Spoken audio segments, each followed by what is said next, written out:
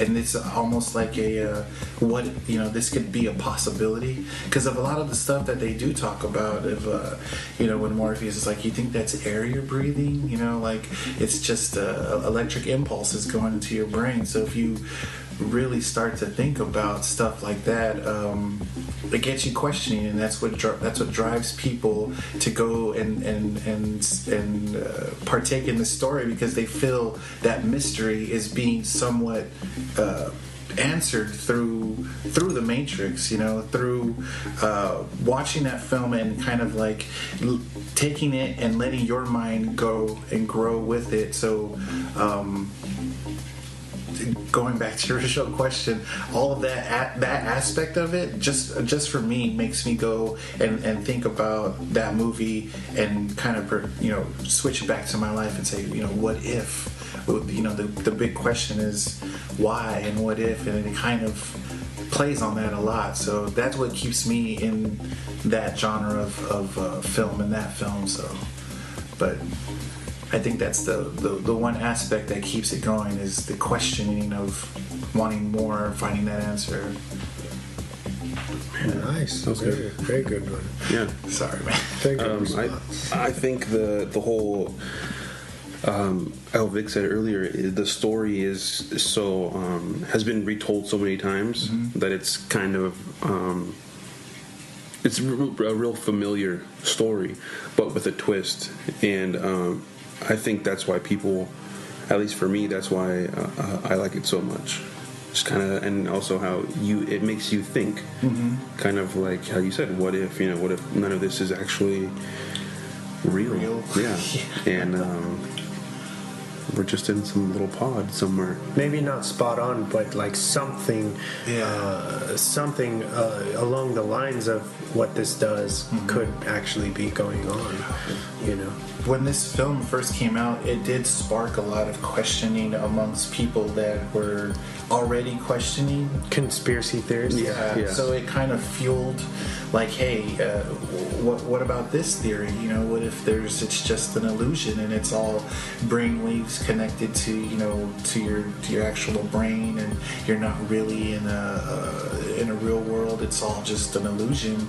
But that started that whole conspiracy questioning of what if it is that, and it kind of like separated the people that were believers and non-believers, and you started to see that in that culture of, like, you know, the nerds and the people wearing the big trench coats and walking around like, you know, they're gonna get you, and there's people after you because it's the Matrix and the agents and stuff like that. I remember being in high school and there was kids like that, dude, and it was because of the Matrix. You know, they all believed. The blue pills and the red pills. Yeah, they all believed it. Two groups of people.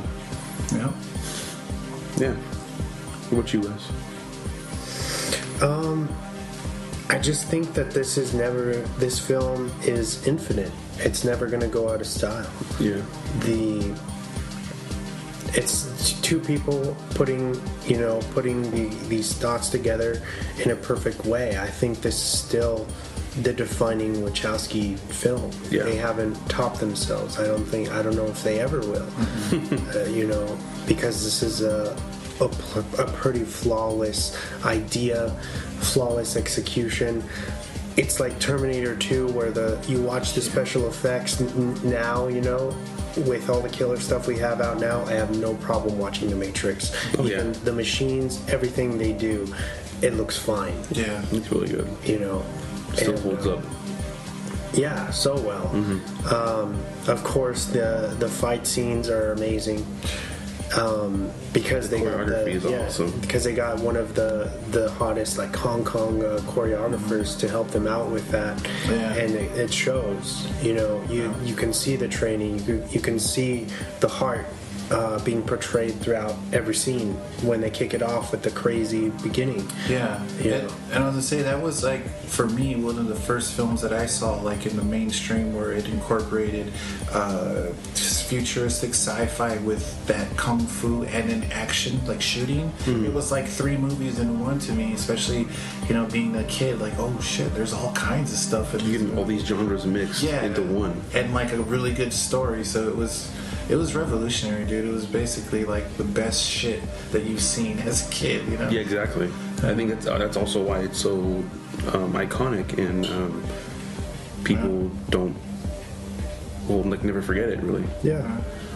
I think the reason why the first one remains out of the other two, it remains the most beloved, is because most of the film takes place in the Matrix as opposed to in the real world. Yeah. Because the other two try to elaborate on the war and what's going on in the real world, and I feel like the first one thrives because we're set in this world where anything can be possible. And I really love that. And it jumps back and forth, but not so much that it's distracting. And Reloaded and Revolutions, even Revolutions, it's almost completely in the real world with the war and stuff that's happening.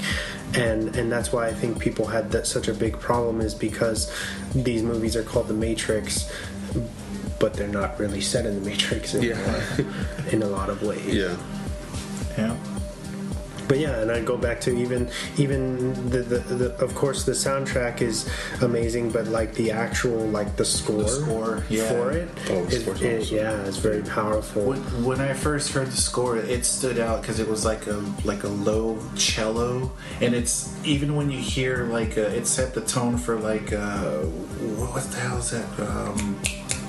Inception, Inception type like rise. It's the same kind of concept with the Matrix. When you hear that specific tone or that score, you just know it.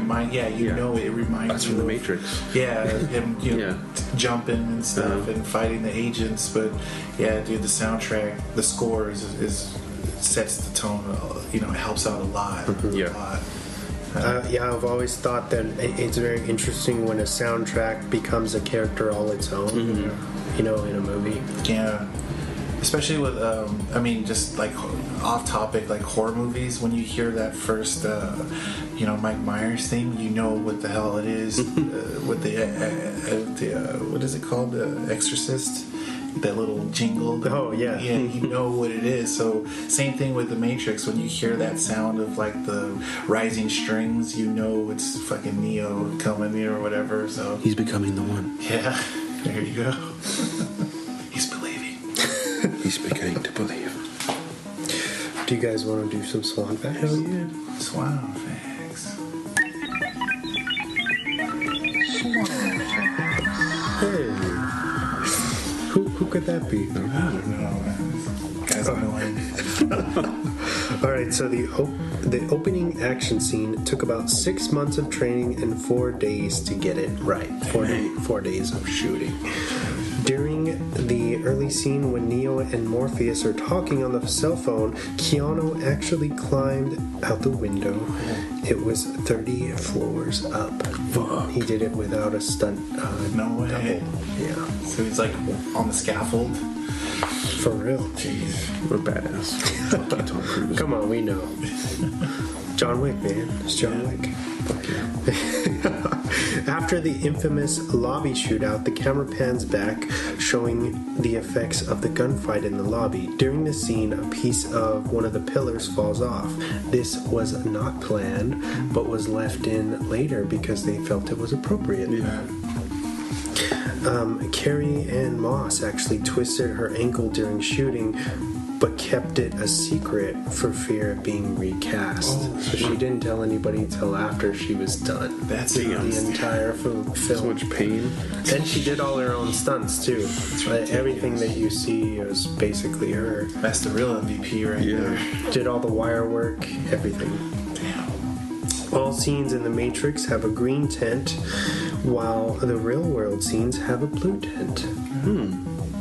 I know that's a very subtle thing that you probably don't realize until it's pointed out to you. So you think about it, It's very interesting. In 2012, The Matrix was selected by the U.S. Library of Congress for preservation in the National Film Registry Archives. Oh, sick. Doesn't surprise me. It's an awesome movie. Classic. Yeah. You'll love this one. Will Smith turned down the role of Neo to star in Wild Wild West. Oh, yeah. Good choice. Great choice. Too. I couldn't see Will Smith. Wild West. Yeah, I couldn't see him being fucking Men in Black and Matrix. You can't do both, dude. No. That's right, huh? Yeah. Yeah, he was still a big Men in Black. Yeah. I put one of my bullet points was ouch. He says he has no regrets saying Keanu was brilliant as Neo. Yeah, I can't picture Will Smith being. But he turned down Django too. The guy just fucks up left and right, to be honest. He didn't want to be Jamie Foxx's character because he felt that Christoph Waltz. He was mad because Christoph Waltz kills Candy, kills Leo's character, and that pissed him off. He was like, "No, Django should be the one to kill him." And it's like, but that sets off huge thing, the whole conclusion of the film. Yeah, and that's awesome because he didn't have to do that. He could have just shook his hand and they would have went on his way and been fine. But he was like, "Fuck that!" I love his explanation for why he did it too. I couldn't resist. Yeah. Yeah. Oh man. I'm sorry. Schultz. Yeah. Yeah. That's such a good movie too. Yeah, it's another great movie, dude. Mr. Candyland, sir. Miss Your Candy. Where are we? Morpheus is the god of dreams in Greek mythology. So it's kind of the roles are reversed in the Matrix because he awakens people from their dream state. Nice. Very interesting. In the combat training scene, Keanu rubs his nose before engaging. This is a Bruce Lee. In improv by Keanu. Really? It wasn't. He wasn't supposed to. Yeah. The glyphs on the computer screens that are meant to be code for the Matrix are made up of reversed letters, numbers, and Japanese katakana characters. Nice. The Wachowskis worked on the script for 5.5 years with over 14 drafts. Executives weren't sold until they had illustrators put together storyboards of the entire film. So basically, like, started at like 93, 94? I guess the big problem with this script is that everybody thought it was confusing, that it didn't make sense. It even had the nickname, the script that nobody knows. Or, something like nobody understands or something. Yeah. I could see that though. Just like kind of I guess having someone pitch you this idea, being like, "Wait, so." And then going from scene to scene, and you're just like, "Whoa, what the fuck?" Like on paper, I could see it would be confusing. Back then, you're just like, "What the fuck is this?" Warner Brothers is like, "What the fuck? What the fuck is the internet?" The internet. It's like movies, dude. Yeah. I'm crazy. Where are we? For the pod scene, Keanu lost 15 pounds and shaved his entire body. Dang. For it. Silky smooth. I want to know if he really did his eyebrows or not. Because I thought you're not supposed to do that. He looked like powder. You're not supposed to do that? Oh my god. Yeah, you're not supposed to, because they won't grow back. They won't? They won't grow back like the same way. Maybe he did then, because I'm just joking. I don't know. Maybe they covered them with some makeup, like simple plastic. This film is almost shot entirely in Sydney, Australia. Many of the decayed locations had to be created from scratch because Sydney looks so nice, I suppose. By 2002, the bullet time sequence was spoofed in over 20 different movies. Yeah, that's crazy.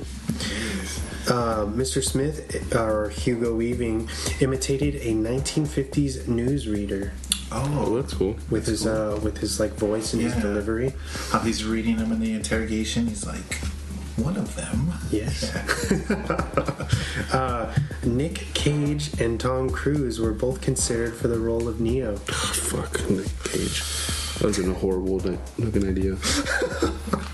Gary Oldman and Sam Jackson were both considered for the role of Morpheus. Neo is referred to as the One throughout the film. One is an anagram of Neo. Neo. Did you say Sam Jackson? Yes. Damn. Imagine if it was Take Samuel this motherfucking Jackson. blue pill. Or this motherfucking